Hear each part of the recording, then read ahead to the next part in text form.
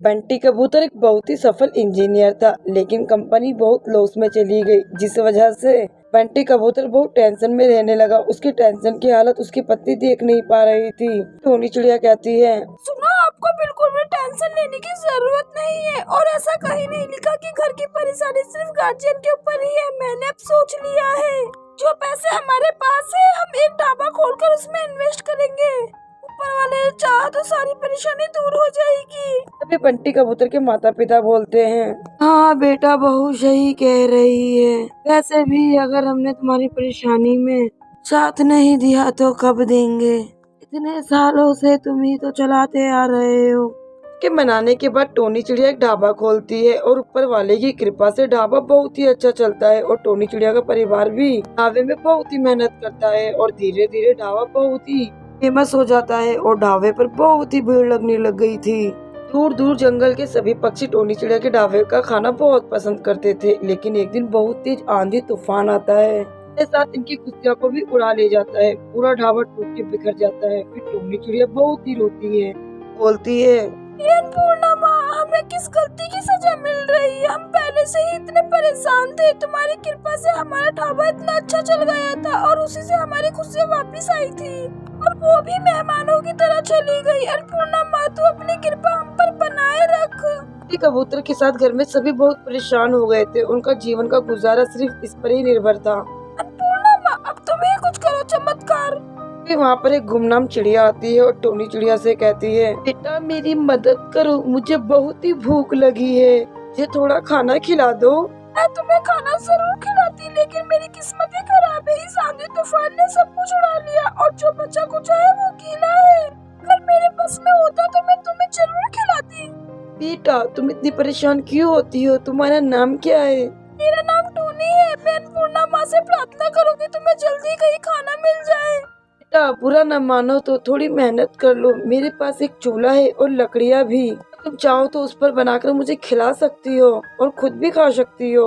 इस परेशानी में भी टोनी चिड़िया चूल्हा लेकर खाना बनाकर खिलाती है और वो गुमनाम चिड़िया बोलती है, हमारा मन और दिल बहुत ही अच्छा है, वरना आजकल तो सब अपना गुस्सा दूसरों पर ही उतारना जानते हैं। इतनी परेशानी में भी तुमने मुझसे इतनी अच्छे से बात की और मेरी बातों से परेशान भी नहीं हुई। नहीं अम्मा, मेहनत से कभी पीछे हटना नहीं चाहिए, क्योंकि ईश्वर उनकी मेहनत का फल उन्हें जरूर देता है। इतना सुनकर वे गुमनाम चिड़िया वहाँ से चली जाती है। वह चूल्हा अपने आप इतना सारा खाना बनाकर रख देता है। तब देखकर पूरा परिवार हैरान रह गया था। टोनी चिड़िया के समझ में नहीं आ रहा था ये चमत्कार कैसे हो रहा है कि उस चूल्हे से इतने सारे भोजन बन रहे थे। टोनी का ढाबा फिर दोबारा से अच्छा चलने लगा था।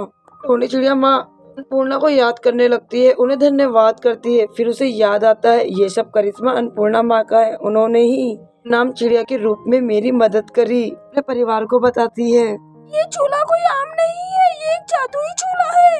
ये चूल्हा मुझे मेरी अन्नपूर्णा माँ ने दिया है। अब मैं बहुत ही खुश हूँ। आप अपने भक्तों की मदद जरूर करती हो। टोनी चिड़िया अपने परिवार को बोलती है, एक जादुई चूल्हा है जो अपने आप बनाकर इतना सारा भोजन दे रहा है। अब मेरे साथ तुम भी अन्नपूर्णा माँ को धन्यवाद करो। सभी मिलकर एक साथ अन्नपूर्णा माँ को धन्यवाद के साथ उनकी जयकारा करते हैं।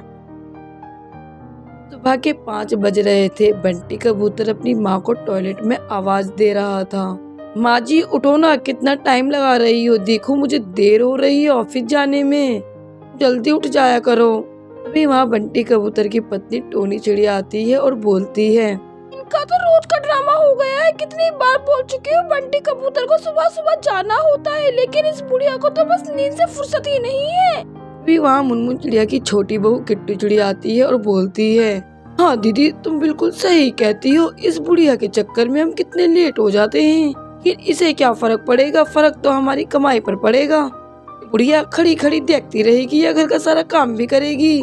बेचारी मुनमुन चिड़िया दिन भर अपने ही घर में नौकरानी की तरह काम करती थी और उसके दोनों के बेटे बंटी कबूतर और मोंटी चिड़ा अपनी पत्नियों के साथ मिलकर अपनी माँ पर अत्याचार करते हैं। इतनी बड़ी आदत होने के बावजूद भी बेचारी मुनमुन चिड़िया टॉयलेट में रहती थी। टॉयलेट में रहने की वजह था उसका खुद का परिवार उस पर अत्याचार करके उसे बस टॉयलेट में रहने के लिए जगह दी थी। एक दिन बेचारी मुनमुन चिड़िया अपने स्वर्गवासी पति को याद करती है और बोलती है, बंटी के पिता, मुझे आज तुम्हारी बहुत ही कमी महसूस हो रही है। हमारी औलाद हमारा दिया हुआ लाड प्यार सब कुछ भूल चुकी है। सारी जायदाद लेकर मुझे ही उल्टा बाथरूम में टॉयलेट में रहने के लिए जगह दी है। अगर आज तुम होते मैं 100% कह सकती हूँ मेरे साथ ऐसा नहीं होता। पर वाला भी अच्छे किसियों को कितनी जल्दी उठा लेता है। Miss you so much Bunty के पापा। ऐसे ही बात करते करते सो जाती है। अगले दिन टोनी चिड़िया और उसकी छोटी बहू आती है और बोलती है, आज ही भूल भुलैया 2 पिक्चर आई है और हम मूवी देखने जा रहे हैं। टोनी चिड़िया बोलती है, इससे पहले घर का सारा काम हो जाना चाहिए। और हाँ, किसी को पता नहीं है पड़ोस में हम आ जा रहे हैं, इसलिए बताने की आवश्यकता भी नहीं है तुम्हें। तुमने यहाँ पर किसी को ये भी नहीं बताया कि आप यहाँ पर हो। हमने सबसे कह रखा है कि आप कुछ दिन के लिए अपने भाई के घर गई हो।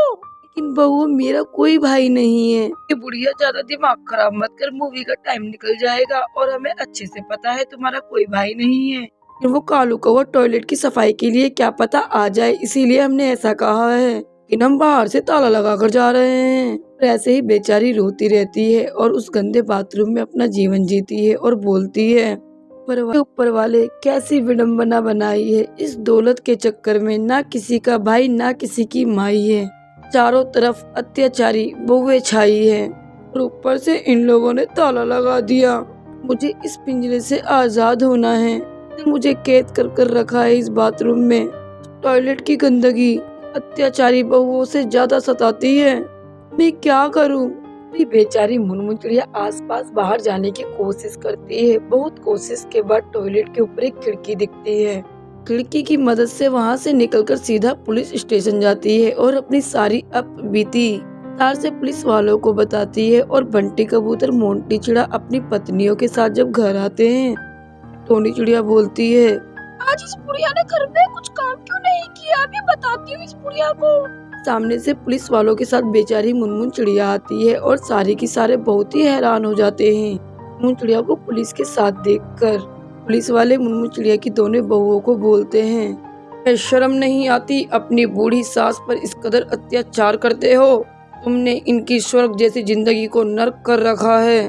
मुनमुन चिड़िया बोलती है, छोड़ो ना साहब, पराये लोगों से क्या शिकायत करना, घाव तो अपने की ज्यादा चुभते हैं। फिर मुनमुन चिड़िया के दोनों बेटे मुनमुन चिड़िया से रो रो कर माफी मांगने लगते हैं, लेकिन पुलिस उनको किए की सजा जरूर देती है। दोनों बहुओं और बेटों को सलाखों के पीछे डाल देती है। मुनमुन चिड़िया अब बिल्कुल अकेली थी, लेकिन उसकी जिंदगी में सुकून आ गया था। और कहते हैं ना, अगर कोई अपनी गलती समय पर स्वीकार नहीं करता तो वो और एक और गलती कर बैठता है, जिसका अंत आप सभी ने देखा।